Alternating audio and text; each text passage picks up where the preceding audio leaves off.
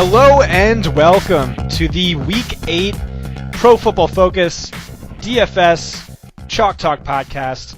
I'm your host, Scott Barrett, joined by DFS savant Tyler Buecher. Tyler, what's going on, and how did you do last week? Week 8, man. I can't believe it. We're midway through. Week 7 was pretty good for me. Cash games crushed it. I had a pretty strong core of Tyrod, Shady, and Zeke. And that right there was enough to almost get me like 70, 80 points. Wide receivers were tough. I really wanted to get Demaryius Thomas into my lineup, 5,800. He ended up finishing with just 2 catches, but missed out on an 80-yard touchdown that was called back due to penalty. That was one of the most tilting plays of the week for me. Had a wedding, so I didn't do many GPPs, and just focused on cash last week. Went pretty well, though. How about you? My best call of the week was only playing 5% of my bankroll. I just didn't feel good about the week. Was burnt out by the end of it, so just didn't really have too much money in play, and it turned out to be a good decision. I'm sure I would have had plenty of Dak and Zeke and some Shady, but pretty much everyone else I was on disappointed outside of that Dallas game. But Week 8, I'm feeling pretty good, feeling pretty excited. Think I'm on the money with quite a few of these names, and I'm eager to hear your opinion on a bunch of them. Let's start off with quarterbacks. Let's see if we have the same top play. Who is your top play of the week, Tyler? Top play, I'd say, is probably Carson Wentz, 7,200. He's just in a smash spot. We saw what he did Monday Night Football, 4 passing touchdowns, 13-point home favorites now against the 49ers defense. All 3 of their cornerbacks are in our bottom 20. I think Wentz is in a smash spot here again. The problem is paying up for him. This week's very, very tough on DraftKings with pricing. They have a lot of the players priced up pretty high, and there aren't a lot of like screaming values. So it's kind of tough to build lineups unless you're focusing on building some around like game stacks, which is something that I'm going to be doing a lot in tournaments this week, is trying to narrow down on particular games where I think there's a chance for the total to exceed what Vegas projects. One of those games is the Panthers and Buccaneers. I really like Cam Newton this week. He's priced at 6,600. He did not throw a single passing touchdown last week, but big bounce back week for him here. The Buccaneers rank 32nd in pass DVOA, and they have allowed the 6th most fantasy points to opposing QBs this year. 4 of their 6 opponents have put up at least 20 DraftKings points against them, with Case freaking Keenum landing a 30-burger against them. I don't know how a guy like Keenum is able to throw 30 points and other QBs aren't. So I'm going to be chasing Cam Newton. Devin Funchess, Kelvin Benjamin, I think they're both in great matchups here against Tampa Bay secondary. Robert McClain, Vernon Hargreaves, both ranked bottom 20 among all cornerbacks. And Brent Grimes ranks a very nice 69th at the position. Only the Eagles have allowed more receptions to opposing wide receivers than Tampa Bay.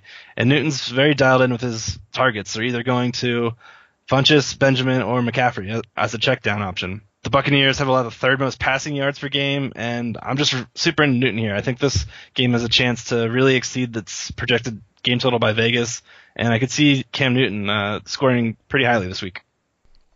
Right, those were the 2 top names on my sheet, so I'm definitely with you as well.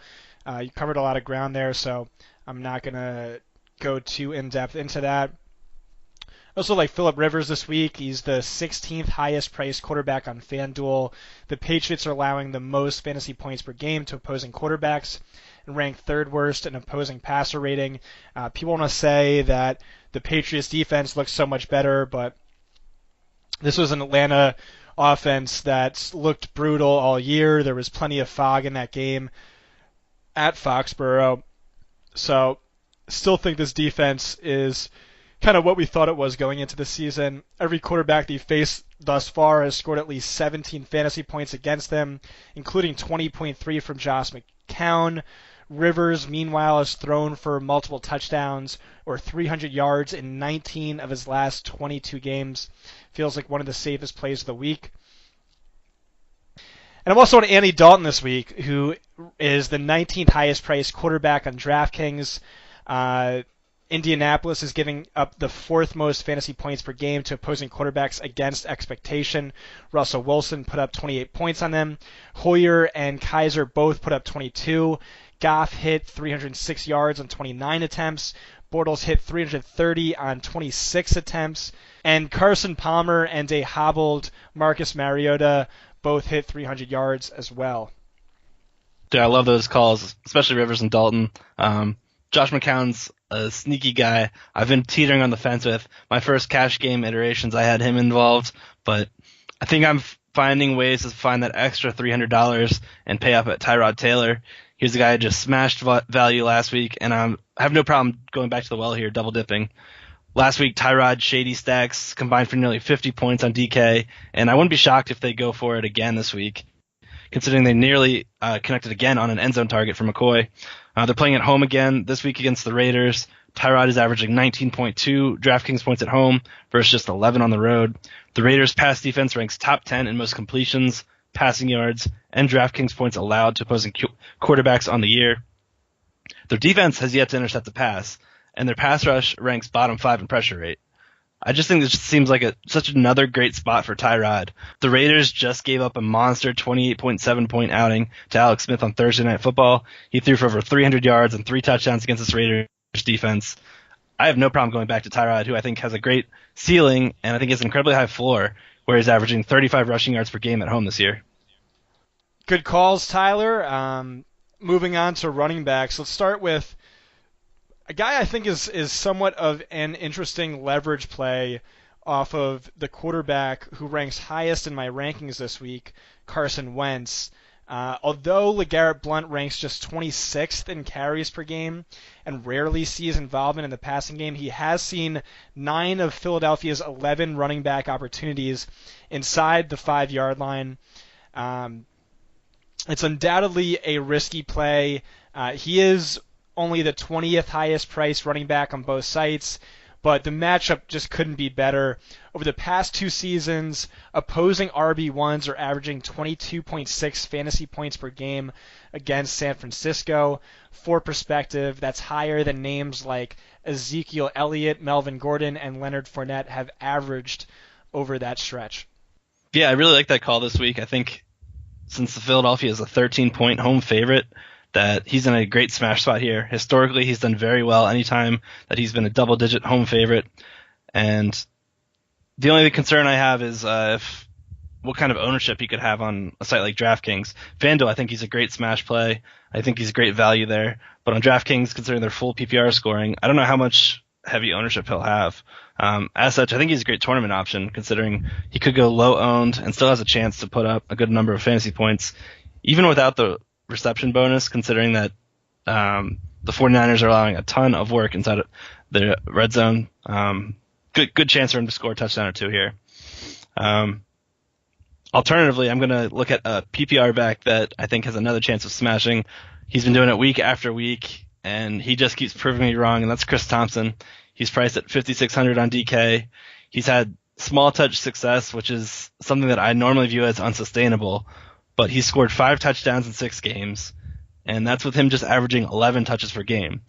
He's really just a tournament play for me only, but there's a ceiling here that's I think worth pursuing, given that the Cowboys have allowed the 5th most fantasy points to opposing backs, and they're really no stranger to big receiving stat lines. They allowed a 7-catch, 94 receiving yard, 1 touchdown game to Todd Gurley, a 9-51-0 to Shane Vereen, a 5-59-0 to Andre Ellington. I think he's a decent play given all the bye weeks that we're going through right here in Week 8 and DK's full PPR scoring.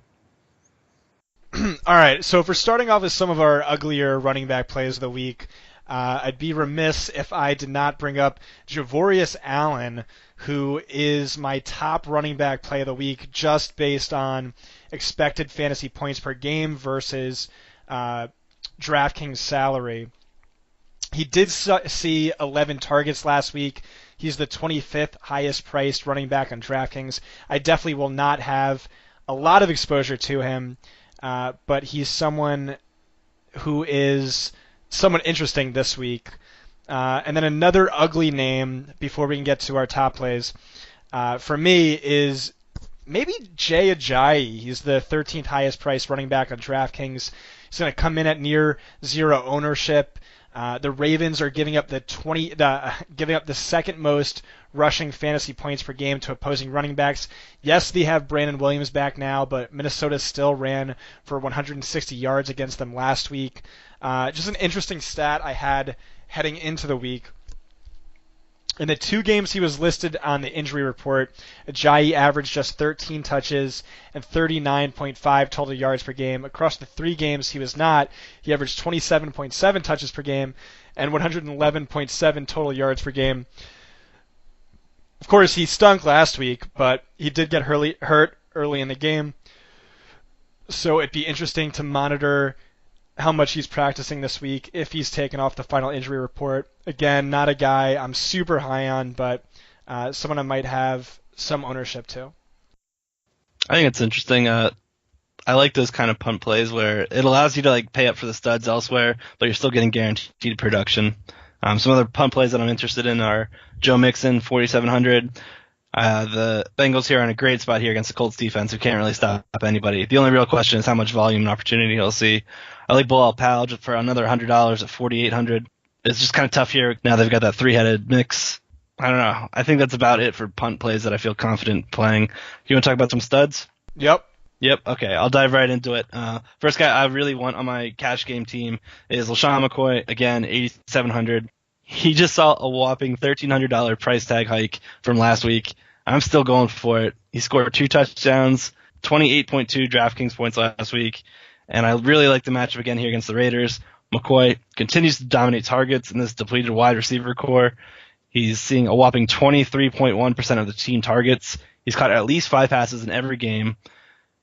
We've seen Chris Thompson put up a 6 for 150 and 1 stat line against them receiving. Melvin Gordon picked up 9 catches, 67 yards and 1 receiving, and both those backs eclipsed at least 30 points against the Raiders. I think McCoy could be in line for a 30-point outing here. Interesting. I had McCoy written down as well. The glaring chalk at the running back position for me is first Melvin Gordon. He's the 4th highest priced running back on DraftKings, 6th highest priced on FanDuel. The Patriots rank 4th worst in yards per carry allowed, while also allowing the 2nd most receiving fantasy points per game to opposing running backs. That latter stat bodes especially well for Gordon, who has seen 56.9% of his fantasy production come as a receiver.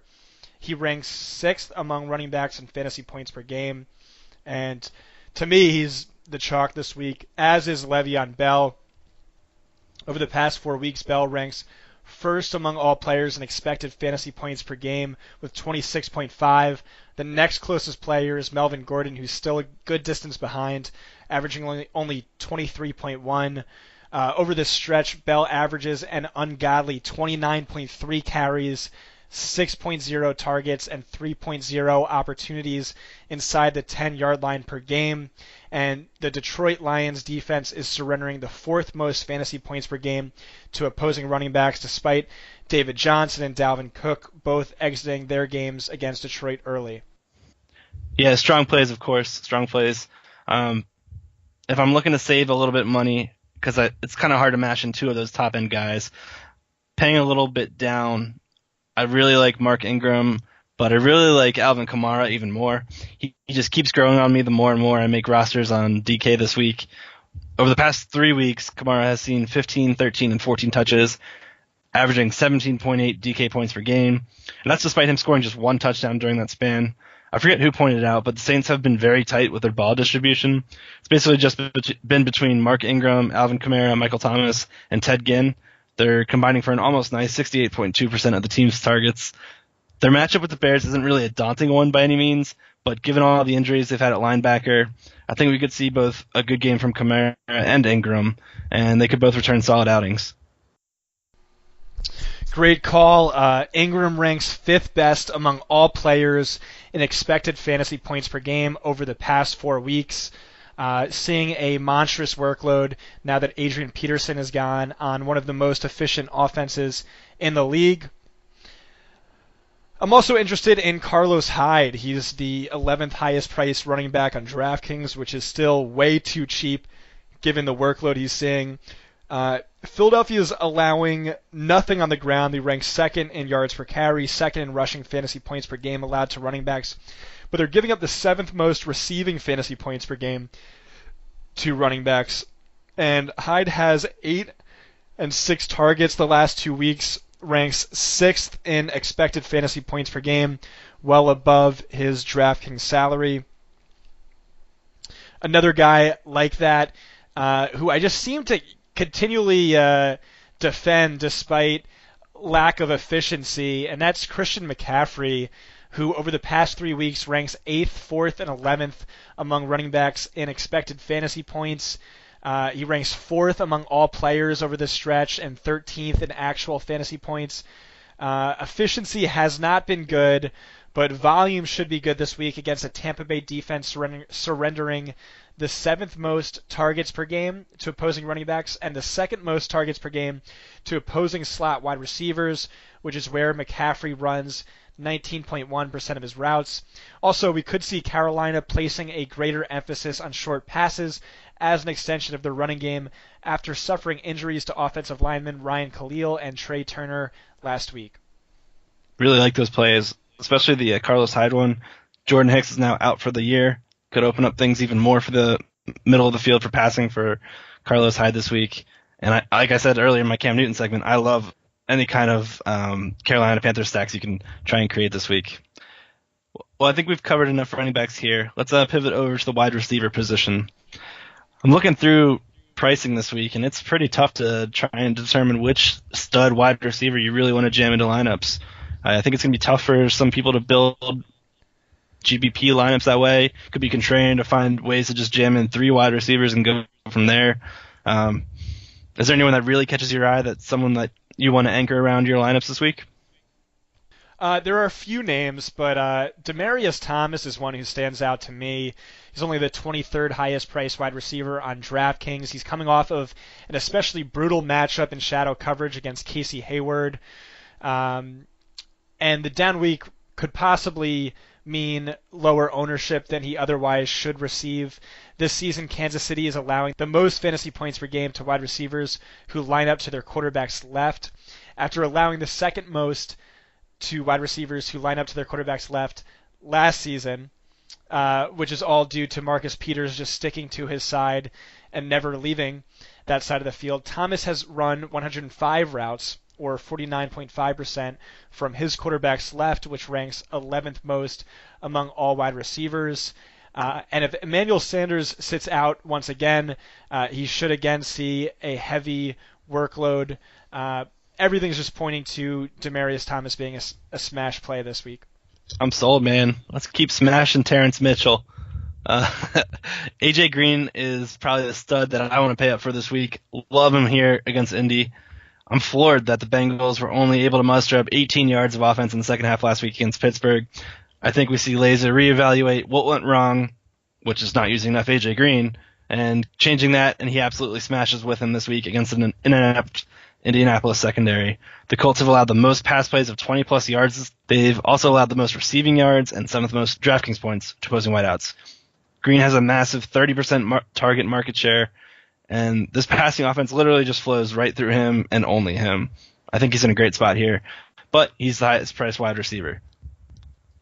Right. End safety Malik Hooker is out, should give Green a boost. If you want to go super contrarian, Brandon LaFell has seen 8 and 7 targets the past 2 weeks. That might be a little too bold for some of you, though. Another higher price name to like, and really there's a lot of them. Chris Hogan is only the 16th highest priced wide receiver on DraftKings, 13th highest priced on FanDuel. He ranks 5th in the NFL in targets from the slot. The Los Angeles Chargers are allowing the 4th most fantasy points per game to opposing slot wide receivers. Amendola, who ranks 4th in the NFL in slot targets, is also in play for similar reasons, but obviously he has less of an upside. He's more of a cash play. Both of the Chargers' perimeter cornerbacks, Casey Hayward and Trevor Williams, rank among our 10 highest rated cornerbacks. Meanwhile, their slot cornerback Desmond King is allowing a 82% completion percentage, and he's kind of playing out of position. He doesn't have much experience playing out of the slot, as he worked on the perimeter on 86% of his routes in college last season. These Chargers corners, man, they've really impressed me this year. I thought after we saw Jason Verrett go down with injury that they'd struggle in coverage, and they've really kept it together. It's been pretty impressive. I'll just go on the opposite side of the ball there for the Chargers. I really like Keenan Allen here. I think a lot of people are going to gravitate toward him. 7,300 on DraftKings. The Patriots' pass defense is just an absolute train wreck right now. They're allowing the second most receptions and receiving yards to opposing wide receivers, and they really haven't been able to slow anyone down. Keenan runs over 50% of his routes from the slot, which should mean a good amount of Eric Rowe for him in coverage. Rowe hasn't played enough snaps to qualify, but if he had, he would rank as our second worst graded cornerback out of 113.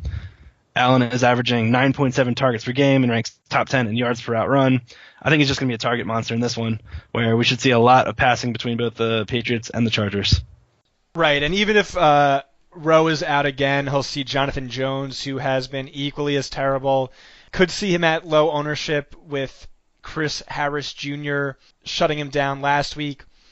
Like you said, it's just an amazing matchup. New England's allowing the second most fantasy points per game to opposing slot wide receivers.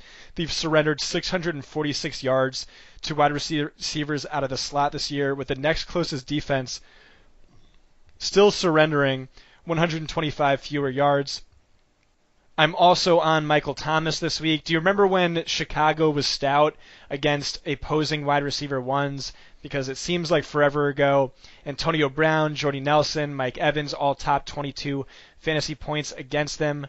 Julio and Calvin Benjamin both had 65 yards. He is dealing with a knee injury, so make sure you stay on top of that.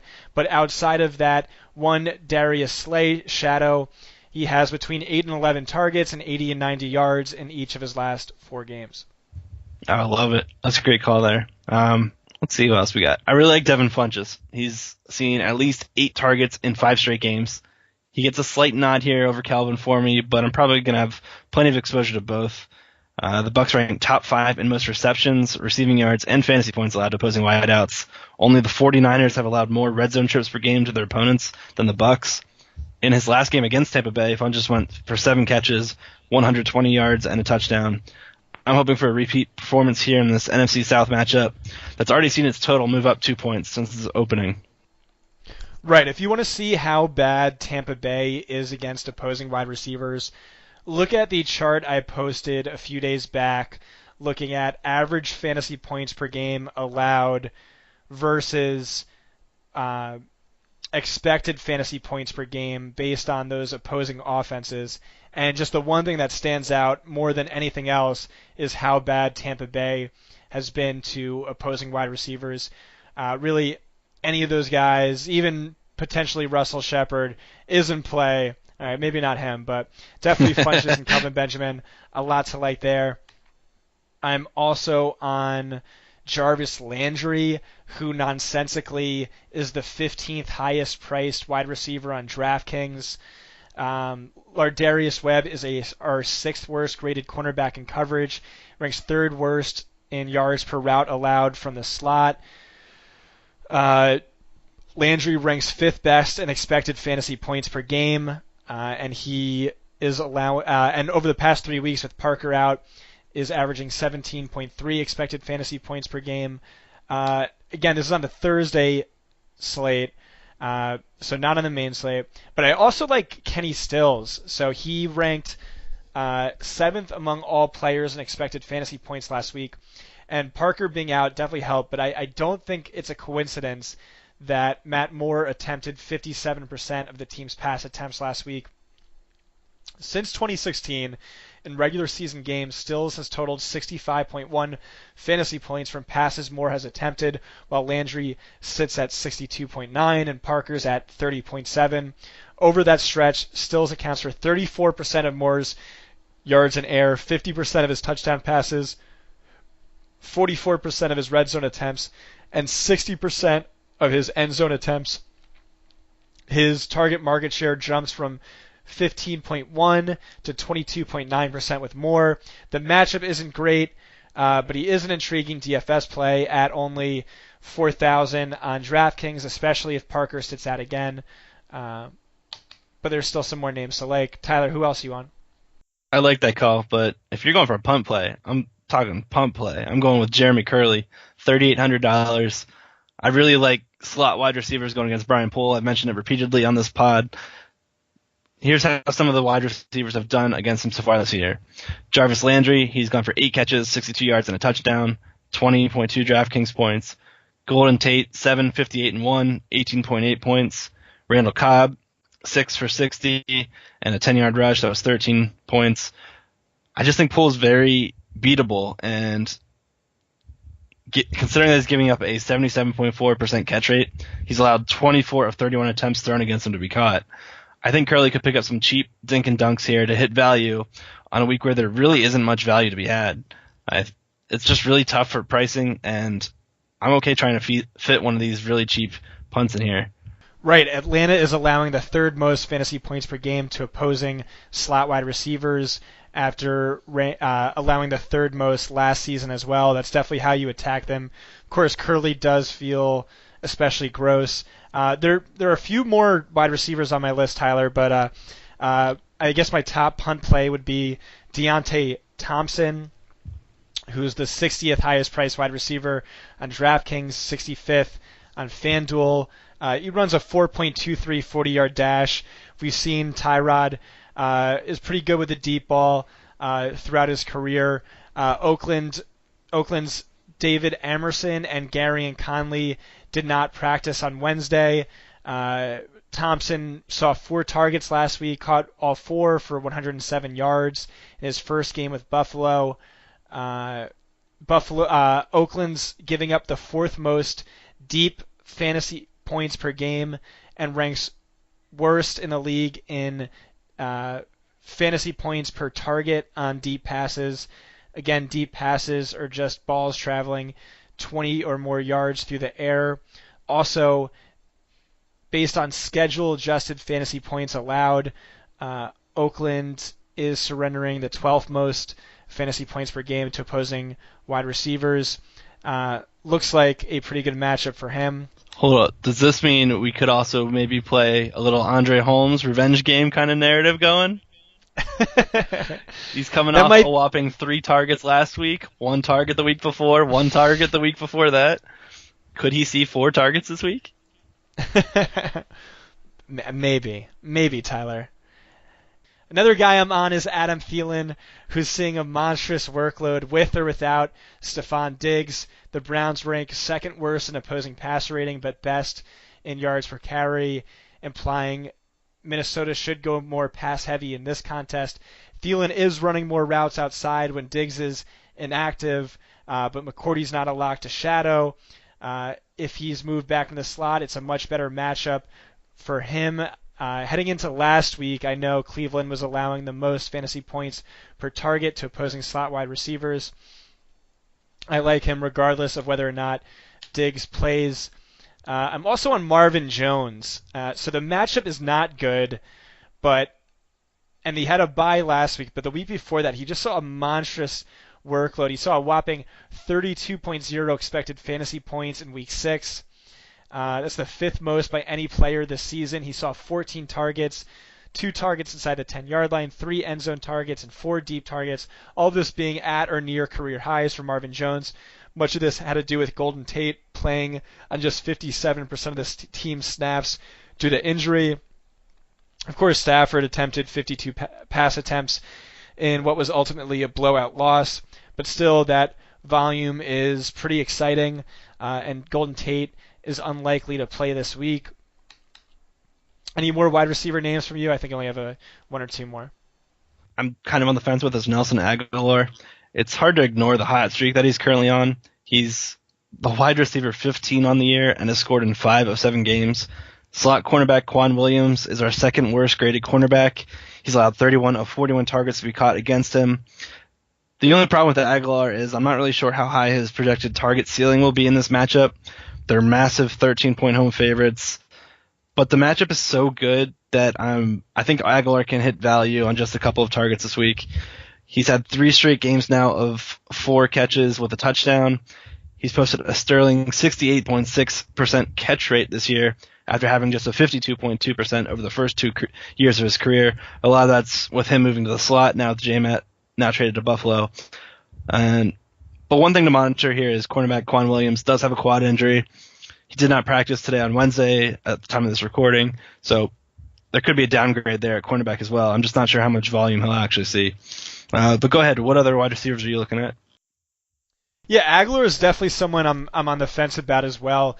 Quarterbacks when targeting slot wide receivers versus San Francisco are averaging a passer rating of 142.9. That's so bad. And of course, he is their slot wide receiver. Like you said, it's weird to think this way, but Quan Williams being out is actually means a tougher matchup for him against Jimmy Ward. I've also heard we can get to tight ends in a little bit, but I've also heard people mention Zach Ertz as an attractive matchup because he runs 43% of his routes in the slot. But I think he's still going to see a lot of safety Jaquiski Tart, who's been excellent this year outside of Jason Witten's highlight reel one-handed touchdown catch last week. But for reasons we like Aguilar, I'm still very on Alshon Jeffrey, who I've been on for a while. Like you said, Nelson Aguilar has been incredibly efficient, but Jeffrey is the one seeing more volume, more valuable targets as well. He has 91.2 expected fantasy points to Aguilar's 59.7. Just hasn't been very efficient, scoring 73.4 actual fantasy points to Aguilar's 90.6. It's a significant difference. But San Francisco's really bad everywhere. He ranks 18th in expected fantasy points per game. San Francisco's allowing the 8th most fantasy points per game to opposing left wide receivers, which is where Jeffrey runs 48% of his routes. So there's a lot of guys to like. Hard for me to peg down just one that I'm on. I think Mike Evans is still in play. He ate Carolina alive last year. Doug Baldwin's up against Kareem Jackson, who ranks 10th worst in fantasy points allowed per target, 15th worst in fantasy points allowed per route. Though Seattle's interesting because it's just frustrating because you just never seem to know when they're going to explode or when they're going to have a dud. Pierre Garcon and also even Marquise Goodwin are interesting. Garcon ranks 11th in expected fantasy points per game. Teams are passing on Philadelphia 71% of the time. The next closest defense is Buffalo with only 62% of the time their opponents are passing on them. If Darby is back, that means Goodwin gets Mills. If not, Garcon should get Mills. And as I think our listeners know by now, you want to target Jalen Mills, who was our worst graded cornerback last year, 9th worst this year, allowing the 3rd most fantasy points. But really, both are in pretty good spots, especially relative to their price tag. Do you want to move on to tight ends, Tyler? Yeah, let's go ahead. Let's jump into it. Tight ends, man, it's tough. I think you can make an argument for almost anybody this week. The only guys I'm really fading here are Zach Ertz because of Jaquiski Tart, like you mentioned earlier. Not really into that matchup. I mean, Ertz is still going to see a ton of volume, but where he's priced, I think it's 7,100 this week. He's going to need to absolutely smash in order for you to win a GPP, considering that price point for him. It just seems hard to find a way to roster him when there's so many sub 5K tight ends that could net almost equivalent fantasy outings. I think the smash play here that everyone's going to hover around is Hunter Henry, 4,800. I think he's going to be the chalk again this week against New England. The Patriots are top 5 in receptions and fantasy points allowed to opposing tight ends. Hunter Henry's just dominated taking over snaps and routes run over the last 3 weeks compared to what we saw the Chargers open with in the season with Antonio Gates. I think Henry's the chalk play. We should see him in a lot of cash games, and he should draw some heavy ownership. Right, he should definitely be highly owned, as will Kyle Rudolph up against the Cleveland Browns. We know you want to target tight ends against Cleveland. Cleveland has surrendered a combined 64 fantasy points to such not-so-imposing names as Tyler Kroft, Jesse James, and Ben Watson. For the 2nd consecutive season, Cleveland is allowing the 2nd most fantasy points per game to opposing tight ends. Kyle Rudolph has averaged 8 targets per game over the past 3 weeks. That ranks 2nd among tight ends. It'll get a slight bump down in my rankings in projections if Stephon Diggs is active, but he's still easily one of the top tight end plays of the week for me. Who else are you on, Tyler? Jordan Reed, $100 cheaper than Hunter Henry. We saw what a healthy Reed was capable of on Monday Night Football, where he finished with 8 receptions, 2 touchdowns, 26.4 DraftKings points. Dallas ranks 31st in DVOA against the tight end, and I really love the pivot play here just off the heavy on exposure we should see for Henry. Last year, Reed combined for 15 catches, 165 yards, and 2 touchdowns against the Cowboys. I think he's a sneaky play here. I also like Jason Witten. Des Bryant Good in call. a brutal matchup against a Washington's Redskins defense, allowing the 4th fewest fantasy points per game to opposing wide receivers. And if you look at the wide receivers who did do marginally well against them, it was all names like Nelson Aguilar and Aldrick Robinson. They've been especially good against wide receiver ones. But Washington has been far more susceptible to tight ends, allowing the 3rd most fantasy points per game to that position after allowing the 5th most last season. Witten, meanwhile, quietly ranks 5th best at the position in fantasy points per game. 15th highest priced tight end on FanDuel. That's a glaring value for me. I also like Jack Doyle. Since week 2, Jacoby Brissett's first start with the team, he's averaging 11.7 expected fantasy points per game. That's 5th most among tight ends. Meanwhile, he's the 17th highest priced tight end on DraftKings, the 22nd highest priced tight end on FanDuel. So obviously the price doesn't reflect that. And Brissett's someone who just loves to target the tight end. Over the past 2 seasons, preseason included, Brissett has targeted tight ends 29% of the time, with only Carson Wentz and Brock Osweiler ranking higher. Yeah, I was just looking at the matchup a little more. It's kind of an interesting one. I'm running near the end of tight ends that I'm interested in. The guy that I will add is Cameron Brate. He's tied with Ertz and Gronk for the most red zone targets so far this year. He scored at least 12 DraftKings points in 5 straight games, scoring a touchdown in 4 of those 5s. I'm just going to ignore this O.J. Howard blow-up week and chalk that up to variant. We know O.J. Howard's a stud.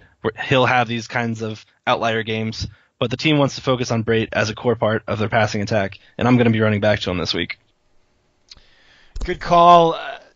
He ranks 1st among tight ends in targets over the past 4 weeks.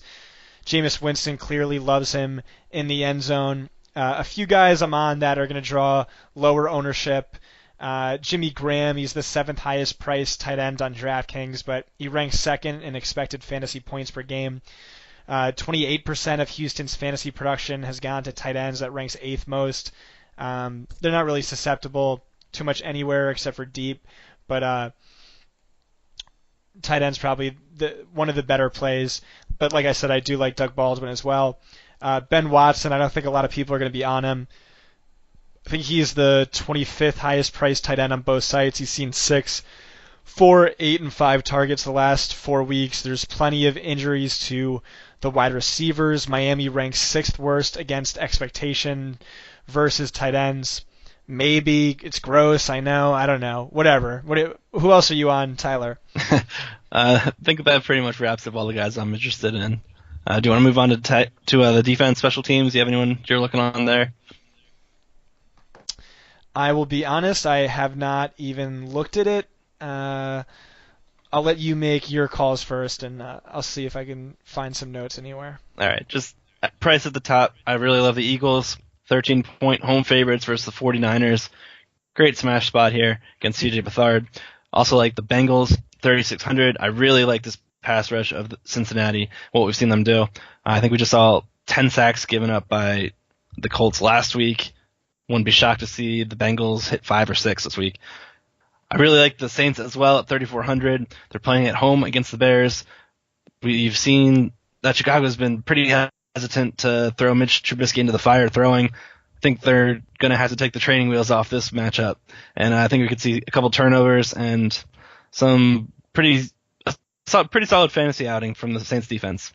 The one true punt play that I really want to do is the New York Jets, 2,200. They're dirt cheap, basically free. This Atlanta offense with Steve Sarkisian is head-scratching, to put it G-rated. And I just think the Jets defense is a great avenue to scoring at least 6 points, which is enough for cash game value. The ceiling, though, could be 12+. Just off the top of my head, I like the Vikings. I like the Eagles, the Ravens, the Chiefs, those are probably the top defenses for me, just after a quick glance. And then kickers, if you want to know some good kickers, just look at the teams with the highest implied point total and grab those guys, because that's all I do, and it works fairly well. Seconded. Nothing else to add there. All right, well, I think this about wraps it up for the Week 8 Chalk Talk podcast. I hope you enjoyed yourself. I hope you took notes. I hope you make a lot of money this week. Thank you for tuning in and for listening. I'm Scott Barrett. You can find me on Twitter at ScottBarrettDFB. Tyler, where can they find you? You can find me on Twitter as well at Tyler Buecher, Buecher. And what articles do you have coming out this week? Working on my typical cash game and GPP lineups for DraftKings. I'll also be doing a Fantasy 5 focusing on some of the news and tidbits around the week leading up to the weekend slate of games. And I'll also be doing a wide receiver quarterback matchup for our friends at FanVice. Awesome. Make sure you all check that out. You can just look at my Twitter and I'll post whatever articles I'm putting out. Thank you everyone for tuning in, and we will see you all next week.